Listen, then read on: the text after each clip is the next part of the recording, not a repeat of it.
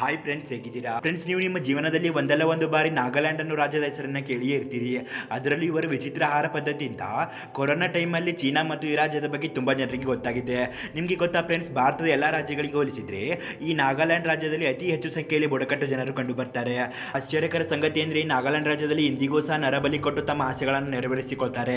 ಅಷ್ಟೇ ಅಲ್ಲದೆ ಈ ರಾಜ್ಯದ ಮಹಿಳೆಯರು ಪರಸ್ಪುರುಷರೊಂದಿಗೆ ಅನೈತಿಕ ಸಂಬಂಧ ಇಟ್ಟುಕೊಳ್ಳಲು ಮುಕ್ತ ಅವಕಾಶವಿದೆ ಅಂತ ಕೆಲವು ರಿಸರ್ಚ್ಗಳು ತಿಳಿಸಿವೆ.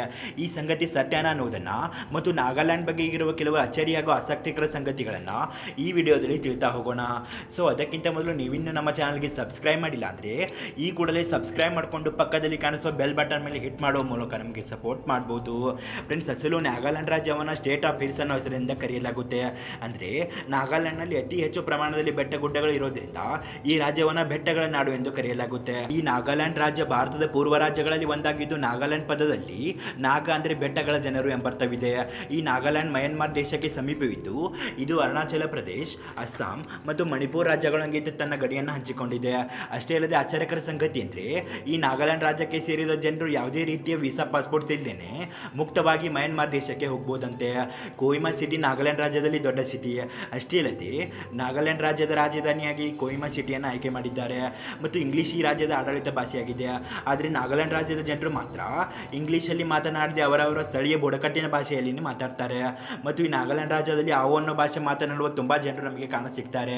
ಮತ್ತು 1963 ಡಿಸೆಂಬರ್ 1ರಂದು ಈ ರಾಜ್ಯವನ್ನು ಘೋಷಣೆ ಮಾಡಲಾಗಿದೆ. ಅದಕ್ಕೂ ಮೊದಲು ಈ ರಾಜ್ಯ ಅಸ್ಸಾಂ ರಾಜ್ಯದ ಒಂದು ಜಿಲ್ಲೆ ಮಾತ್ರವೇ ಆಗಿತ್ತು.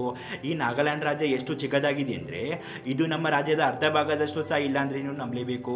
ಹೌದು ಫ್ರೆಂಡ್ಸ್, ನಾಗಾಲ್ಯಾಂಡ್ ಒಂದು ರಾಜ್ಯವಾಗಿದ್ದರೂ ಕೇವಲ 16,579 ಚದರ ಕಿಲೋಮೀಟರ್ ಅಷ್ಟು ಮಾತ್ರವೇ ಇದೆ. ಆದ್ದರಿಂದ ಇದೊಂದು ಪುಟ್ಟ ರಾಜ್ಯವಾಗಿ ಹೊರಹೊಮ್ಮಿದೆ. ಅಷ್ಟೇ ಅಲ್ಲದೆ ಈ ರಾಜ್ಯದಲ್ಲಿ ನಮ್ಮ ರಾಜ್ಯದಲ್ಲಿ ಬೆಂಗಳೂರಿನಲ್ಲಿರುವಷ್ಟು ಜನ ಕೂಡ ಇಲ್ಲ ಅಂದರೆ ಇನ್ನು ನಂಬಲೇಬೇಕು.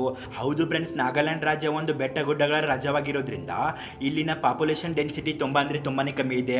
ಆದ್ರಿಂದ ಈ ರಾಜ್ಯದಲ್ಲಿ ಕೇವಲ 25 ಲಕ್ಷದಷ್ಟು ಜನರು ಮಾತ್ರವೇ ವಾಸಿಸಿದ್ದಾರೆ. ನಾಗಾಲ್ಯಾಂಡ್ನಲ್ಲಿ 100ಕ್ಕೂ ಹೆಚ್ಚಿನ ಬುಡಕಟ್ಟು ಜನಾಂಗದವರು ವಾಸಿಸಿದ್ದಾರೆ. ಹಾಗೆ ಪ್ರತಿಯೊಂದು ಬುಡಕಟ್ಟಿನವರೆಗೂ ಅವರದ್ದೇ ಆದ ಭಾಷೆ, ವೇಷಭೂಷಣ, ಆಚರಣೆ ಮತ್ತು ಸಂಸ್ಕೃತಿಗಳು ಇದ್ದಾವೆ. ಅಷ್ಟೇ ಅಲ್ಲದೆ ಇಲ್ಲಿರೋ ಬಹುತೇಕ ಬುಡಕಟ್ಟು ಜನರ ಭಾಷೆಗೆ ಹೆಸರೇ ಇರುವುದಿಲ್ಲ ಮತ್ತು ಇನ್ನು ಕೆಲವು ಬುಡಕಟ್ಟು ಜನರು ಕೇವಲ ಕೈ ಸನ್ನೆ ಮುಖಾಂತರ ಸಂಭಾಷಣೆ ಮಾಡ್ತಾರೆ. ಭಾರತದ ಟಾಪ್ 10 ಮೆಟಲ್ ಮೈನಿಂಗ್ ಸ್ಪಾಟ್ಗಳಲ್ಲಿ ನಾಗಾಲ್ಯಾಂಡ್ ಮೈನಿಂಗ್ ಇಂಡಸ್ಟ್ರೀಸ್ ಕೂಡ ಒಂದು. ಈ ರಾಜ್ಯದಲ್ಲಿ ಹೇರಳ ಪ್ರಮಾಣದಲ್ಲಿ ಕೋಲ್, ಲೈಮ್ಸ್ಟೋನ್, ನಿಕ್ಕಲ್ ಮತ್ತು ಕಬ್ಬಿಣದ ಅದಿರಿನ ಗಣಿಗಳಿವೆ. ಇಲ್ಲಿನ ಗಣಿಗಳು ಎಷ್ಟು ದೊಡ್ಡ ಗಾತ್ರವನ್ನು ಹೊಂದಿದೆ ಅಂದರೆ ಟೈಮ್ಸ್ ಆಫ್ ಇಂಡಿಯಾ ಮಾಡಿರೋ ಸರ್ವೆ ಪ್ರಕಾರ ಭಾರತದ ಎಲ್ಲ ರಾಜ್ಯಗಳಿಗೆ ಹೋಲಿಸಿದರೆ ಅತಿ ಹೆಚ್ಚು ಲೋಹದ ಅದಿರಿನ ನಿಕ್ಷೇಪಗಳು ಈ ನಾಗಾಲ್ಯಾಂಡ್ನಲ್ಲಿ ದೊರಕಿವೆ ಅಂತೆ. ಅಷ್ಟಿಲ್ಲದೆ ಇದುವರೆಗೂ ಈ ರಾಜ್ಯದ ಮೈನಿಂಗ್ ಸ್ಪಾಟಲ್ಲಿ 5 ಲಕ್ಷ ಕೆಜಿಗಿಂತ ಹೆಚ್ಚು ಲೋಹವನ್ನು ಉತ್ಖನನ ಮಾಡಿ ಹೊರಗೆ ತೆಗೆಯಲಾಗಿದೆ. ನಾಗಾಲ್ಯಾಂಡ್ನ ಪೂರ್ವಕಾಲದ ಜನರು ಪ್ರಾಣಿಗಳ ಚರ್ಮದಿಂದ ತಯಾರಿಸಿರೋ ಬೆಟ್ಟಗಳನ್ನು ಮತ್ತು ಪ್ರಾಣಿಗಳ ಮೂಳೆಯಿಂದ ತಯಾರಿಸಿರೋ ಸರಗಳನ್ನು ಹಾಕಿಕೊಳ್ತಿದ್ರು. ಆದರೆ ಈ ರೀತಿ ಬಟ್ಟೆ ಧರಿಸುವ ಆಚಾರ ಇಂದಿಗೂ ಕೆಲವು ಬುಡಕಟ್ಟು ಜನಾಂಗದವರು ಪಾಲಿಸುತ್ತಿದ್ದಾರೆ. ಭಯಾನಕ ಸಂಗತಿ ಅಂದರೆ ನಾಗಾಲ್ಯಾಂಡ್ನ ಕಾಡುಗಳಲ್ಲಿ ವಾಸಿಸುವ ಕೆಲವು ಬುಡಕಟ್ಟು ಜನರು ಇಂದಿಗೂ ಕೂಡ ನರಬಲಿಯನ್ನು ಮಾಡ್ತಾರೆ. ಹಾಗೂ ಇನ್ನೂ ಕೆಲವು ಬುಡಕಟ್ಟು ಜನರು ನರಮಾಂಸವನ್ನು ತಿಂತಾರಂತೆ. ಆದರೆ ಇವರೆಲ್ಲ ಸರ್ಕಾರಕ್ಕೆ ಗೊತ್ತಾಗದಂತೆ ತುಂಬಾ ಗೌಪ್ಯವಾಗಿ ತಮ್ಮ ಕೆಲಸವನ್ನು ಮಾಡ್ತಿದ್ದಾರೆ. ಈ ನಾಗಾಲ್ಯಾಂಡ್ ರಾಜ್ಯ ನಡೀತಿರೋದು ಮೆಕ್ಕೆಜೋಳ ಮತ್ತು ಎಲೆಕೋಸಿನಿಂದ ಅಂದ್ರೆ ನಂಬಲೇಬೇಕು. ಹೌದು ಫ್ರೆಂಡ್ಸ್, ನಾಗಾಲ್ಯಾಂಡ್ ಒಂದು ಬೆಟ್ಟ ಗುಡ್ಡಗಳ ನಾಡಾಗಿರೋದ್ರಿಂದ ಎಲೆಕೋಸು ಮತ್ತು ಹೂಕೋಸಿನಂಥ ಗಡ್ಡೆ ಗೆಣಸುಗಳನ್ನು ಅತಿ ಹೆಚ್ಚಾಗಿ ವ್ಯವಸಾಯ ಮಾಡ್ತಾರೆ. ಅಷ್ಟೇ ಅಲ್ಲದೆ ಮೆಕ್ಕೆಜೋಳ, ಗೋಧಿ ಹಾಗೂ ಬಾರ್ಲಿಯನ್ನು ಕೂಡ ಇವರು ತುಂಬಾನೇ ಬೆಳೀತಾರೆ. ಅಷ್ಟೇ ಅಲ್ಲದೆ ಭಾರತದಲ್ಲಿರುವ ಒಟ್ಟು ರಾಜ್ಯಗಳಿಗಿಂತ ಈ ರಾಜ್ಯದವರು ಅತಿ ಹೆಚ್ಚು ಪ್ರಮಾಣದಲ್ಲಿ ಶುಂಠಿ ಉತ್ಪಾದಿಸಿ ಅವನ್ನು ರಫ್ತು ಮಾಡ್ತಾರೆ. ಇದರಿಂದ ಇವರ ರಾಜ್ಯದ ಎಕಾನಾಮಿಕ್ GDP ದತ್ತಾಂಶ ಹೆಚ್ಚಾಗ್ತಿದೆ. ಈ ರಾಜ್ಯದಲ್ಲಿ ಬುಡಕಟ್ಟು ಜನರು ಇರೋದ್ರಿಂದ ಇವರು ಶಿಕ್ಷಣಕ್ಕೆ ಮಹತ್ವ ನೀಡಲ್ಲ ಅಂತ ತುಂಬಾ ಜನರು ಭಾವಿಸಿದ್ದಾರೆ. ಆದರೆ ನಿಮಗೆ ಗೊತ್ತಿರಲಿ ಫ್ರೆಂಡ್ಸ್, ಇಲ್ಲಿನ ಜನ ಶಿಕ್ಷಣಕ್ಕೆ ತುಂಬಾನೇ ಮಹತ್ವ ಕೊಡ್ತಾರೆ. ಆದ್ರಿಂದ ಇಲ್ಲಿನ ಲಿಟರಸಿ ರೇಟ್ ಸರಿಸುಮಾರು 90% ನಷ್ಟಿದೆ.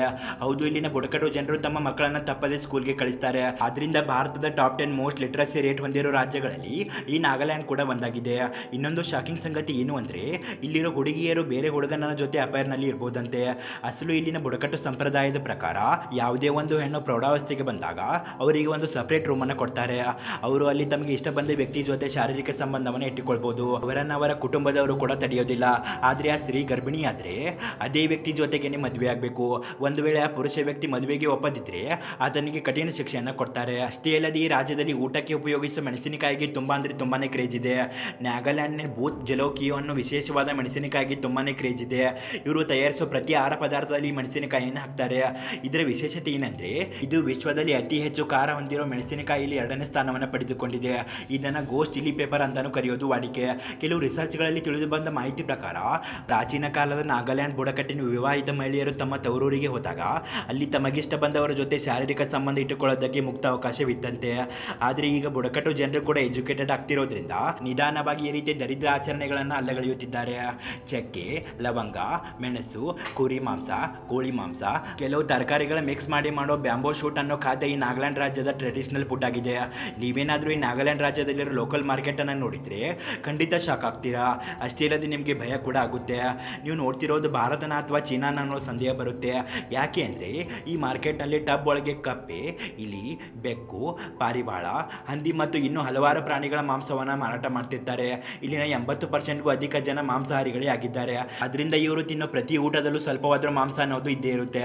ಅಷ್ಟಿಲ್ಲದೆ ಇಲ್ಲಿನ ಜನ ನಾಯಿ ಮಾಂಸವನ್ನು ತುಂಬ ಇಷ್ಟಪಟ್ಟು ತಿಂತಾರೆ. ಆದ್ದರಿಂದ ಇವರ ಮಾರ್ಕೆಟ್ನಲ್ಲಿ 50% ನಾಯಿಗಳ ಮಾಂಸವೇ ಇರುತ್ತೆ.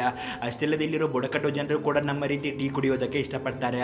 ಆದರೆ ಅಚ್ಚರಿ ಮತ್ತು ವಿಚಿತ್ರ ಅಂದರೆ ಇವರು ಟೀಯಲ್ಲಿ ನಮ್ಮ ರೀತಿ ಹಾಲನ್ನು ಮಿಕ್ಸ್ ಮಾಡಲ್ಲ, ಬದಲಿಗೆ ಮಸಾಲೆ ಪದಾರ್ಥಗಳನ್ನು ಮಿಕ್ಸ್ ಮಾಡಿ ಕಪ್ಪು ಟೀಯನ್ನು ಕುಡಿತಾರೆ. ಅವರ ಪ್ರಕಾರ ಈ ರೀತಿ ಟೀ ಆರೋಗ್ಯಕ್ಕೆ ತುಂಬಾನೇ ಒಳ್ಳೆಯದಂತೆ.